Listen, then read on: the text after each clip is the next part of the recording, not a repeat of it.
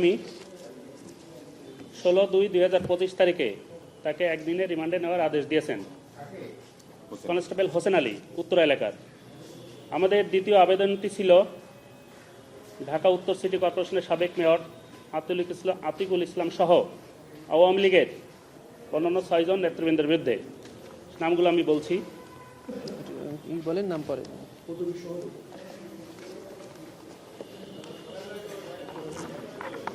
Mayor Atikul ইসলাম, সাবেক mayor Dhaka উত্তর city corporation. Mohammad Shahinur মিয়া, উত্তরা পূর্ব থানা আওয়ামী লীগের শিক্ষা বিষয়ক সম্পাদক। নাম্বার 3, অ্যাডভোকেট মনোয়ার ইসলাম চৌধুরী রবিন, উত্তরা পশ্চিম থানা আওয়ামী লীগের প্রেসিডেন্ট। নাম্বার 4, আব্দুল আল মামুন মণ্ডল, গাজীপুর মহানগর আওয়ামী লীগের সাংগঠনিক সম্পাদক। ইঞ্জিনিয়ার মোহাম্মদ বশির উদ্দিন, উত্তরা 6 নম্বর সেক্টরের প্রেসিডেন্ট আওয়ামী লীগ। নাম্বার 6, দেলোয়ার হোসেন রুবেল, মহানগর 1 নম্বর ওয়ার্ডের সভাপতি। ট্রাইব্যুনাল আমাদের আবেদন মঞ্জুর করেছেন। তারা বিভিন্ন মামলায় গ্রেপ্তার আছেন। প্রোডাকশন ওয়ারেন্টের জন্য আমরা অ্যাপ্লিকেশন করেছিলাম, ট্রাইব্যুনাল সে আবেদন মঞ্জুর করেছেন এবং আগামী 17/2/2025 তারিখে তাদেরকে হাজির করার নির্দেশনা দিয়েছেন। এবং আমাদের তৃতীয় আরেকটি আবেদন ছিল আমার ব্রাদার প্রসিকিউটর মানুষ তামিম। আপনারা জানেন ঢাকা উত্তরে প্রায় 200 লোক নিহত হয়েছে। মেয়র আতিকুল ইসলাম একজন নির্দেশদাতা হিসেবে তিনি ভূমিকা পালন করেছেন এবং অন্যান্য যে নামগুলো বলেছি তারা সরাসরি ঘটনাস্থল থেকে নির্দেশনা দিয়েছেন। They are directly responsible in this occurrence. আরেকটি আবেদন ছিল গ্রেফতার করার, ওটা বলুন। আরেকটি আবেদন ছিল আমাদের উত্তরার, তাকে ওয়ারেন্ট অফ অ্যারেস্টের অ্যাপ্লিকেশন দিয়েছিলাম, ট্রাইব্যুনাল সেটাও আমাদের আবেদন মঞ্জুর করেছেন। সেটা আমরা এক মুহূর্তে এখন নাম বলবো না, আপনারা একজন পরবর্তীতে জানতে পারবেন। কোন ঘটনা তার বিরুদ্ধে অভিযোগ? তিনটাই উত্তরার ঘটনায়, জুলাই গণ অভ্যুত্থানে সংঘটিত উত্তরা এলাকার ঘটনাতেই এই 3টি আবেদন দায়ের করা হয়েছিল। 3টি আবেদনই মঞ্জুর হয়েছে। উনি কি পুলিশের? জি, উনি পুলিশ অফিসার। উত্তরের ঘটনায় কতগুলো অভিযোগ হয়েছে, কতগুলো মামলা? উত্তরার ঘটনায় ট্রাইব্যুনালে একটি মামলায় সকল কার্যক্রম চলছে, একটি মিস কেসে। ভাই, পুলিশের বিরুদ্ধে অভিযোগ এগুলো কি বলেন, নাম না বললো স্পেসিফিক? অভিযোগ হলো উত্তরায় আপনারা দেখেছেন যে 14ই জুলাই থেকে শুরু করে 5 অগস্ট বিভিন্ন সময়ে বিভিন্ন স্থানে উত্তরা এলাকাতে যে সকল মানবতা বিরোধী অপরাধ সংঘটিত হয়েছে, সেই সকল মানবতা বিরোধী অপরাধে এই আসামিগণ প্রত্যক্ষ এবং পরোক্ষভাবে নির্দেশনা দিয়ে অ্যাবেটমেন্ট করে কমপ্লিসিট করে এই ঘটনার সাথে জড়িত আছেন মর্মে আমরা প্রাথমিক তদন্তে পেয়েছি। এবং তারা যদি এই মামলায় তাদেরকে গ্রেফতার দেখানো না হয় তাহলে তারা বিভিন্ন মামলায় জামিনপ্রাপ্ত হয়ে মামলার ইনভেস্টিগেশনকে হ্যাম্পার করবেন। প্রপার অ্যান্ড ইফেক্টিভ ইনভেস্টিগেশনের জন্য আমরা তাদেরকে এই মামলায় গ্রেফতার দেখানোর জন্য আবেদন জানিয়েছি। আর একজন যার বিরুদ্ধে গ্রেফতারি পরোয়ানা জারি হয়েছে তিনিও গ্রেফতার হননি এখনও, যেহেতু তিনি একজন ল এনফোর্সিং এজেন্সির হাই ইনফ্লুয়েন্সিয়াল মেম্বার।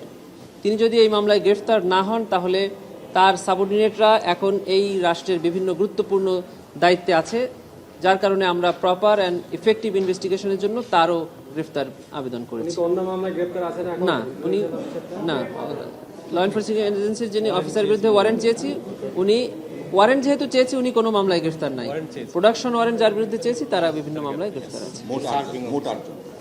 6 জন না, হোসেন আলী উনি গ্রেফতার হয়ে এই মামলাতে প্রথম থেকে আছে, ওনার জন্য রিমান্ড চেয়েছি।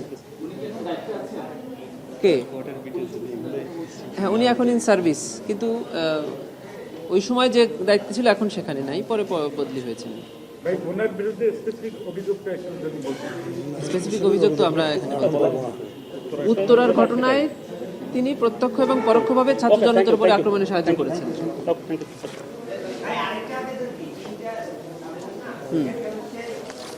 একটা হলো ইন্টারোগেশন রিমান্ড, একটা হলো হাজির, আর একজন হলো গ্রেফতারি পরোয়ানা।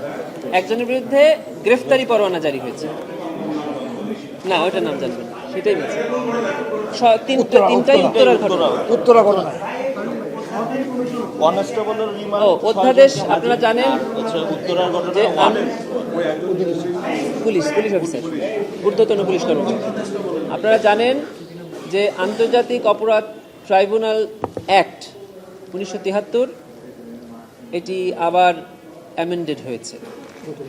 অন্যতম যে সংশোধনীটা সরকার করেছেন সেটি হলো, আপনারা দেখবেন যে আমরা মামলার তদন্ত করাকালীন সার্চ এবং সিজড ডকুমেন্টগুলোকে এক্সামিন করার জন্য কোর্ট থেকে বারবার অনুমতি নিয়েছি কয়েকদিন।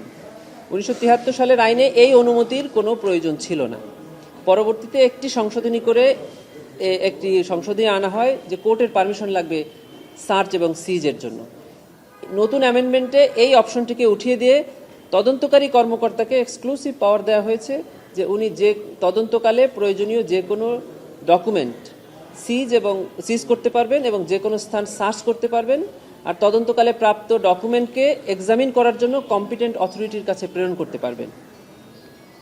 আরেকটি অন্যতম সংশোধনী যেটা হয়েছে সেটি হলো যে আসামিকে তার যে সময়টি ডিফেন্স করার জন্য সময় ছিল 6 সপ্তাহ, সেটাকে 3 সপ্তাহ করা হয়েছে। ফর দ্রুত বিচার নিষ্পত্তি করার জন্য তাদেরকে 3 সপ্তাহ সময় দেওয়া হয়। আগে এটি 3 সপ্তাহ ছিল, পরবর্তীতে এটিকে 6 সপ্তাহ করা হয়েছিল, এখন আবার সেটিকে 3 সপ্তাহেতে ফিরিয়ে আনা হয়েছে। আরেকটা বিষয়, আপনি যে সিজের কথা বলেন, সম্পত্তি জব্দের কথা কিছু বলা আছে এবং বিদেশ যাত্রা নিষেধাজ্ঞার কথা বলা আছে, ওটা কি অ্যাড করে? জি, আরেকটি সংশোধনী আনা হয়েছে অন্যতম, সেটি হলো 2024 সালের সংশোধনীতে ট্রাইব্যুনালের ক্ষমতা দেওয়া হয়েছে যে আসামির সম্পত্তি এটি ভিকটিম অথবা রাষ্ট্রকে প্রদান করা হবে। এখানে সংশোধনী এনে এই আইন বা এই ধারাটিকে কার্যকর করার জন্য ডিউরিং ট্রায়াল আসামির ওই সম্পত্তিকে যেন ফ্রিজ করে রাখা হয় বা সেটিকে ট্রাইব্যুনাল তার অধীনে নিয়ে নিতে পারে, সেই এখতিয়ার ট্রাইব্যুনালকে দেওয়া হয়েছে। এবং বিদেশ যাত্রায় তাদের ব্যাপারে ট্রাইব্যুনাল যে কোনো সিদ্ধান্ত দিতে পারে, সেই সংশোধনীয় এই নতুন অ্যামেন্ডমেন্টে আনা হয়েছে।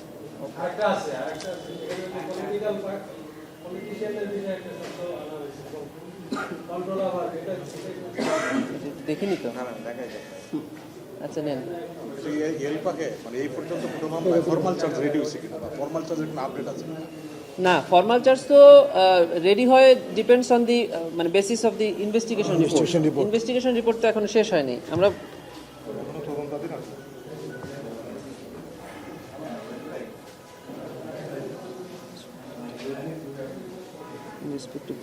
ওয়ার অফ আগ্রাসন, এটা আমাদের ক্ষেত্রে একদম ওয়ার অফ আগ্রাসন তো আমাদের পড়ে না। আমাদের এখানে 4টা অপরাধের মধ্যে 2টা বিচার হচ্ছে। একটা হলো মানবতা বিরোধী অপরাধ, আর আমরা আশা করছি যে গণহত্যা হয়েছে, এটা কোর্ট ফাইনালি করবেন। আর ক্রাইমস এগেইনস্ট পিস এবং ওয়ার অফ আগ্রাসন, যেটা এই ধরনের কোনো অভিযোগ এখনো আমাদের কাছে আসেনি। মানে আসলে করা যাবে। হ্যাঁ, আসলে করা যাবে। আর এই ওয়ার অফ আগ্রাসনের জন্য ওয়ার ইজ এ মাস্ট। কিন্তু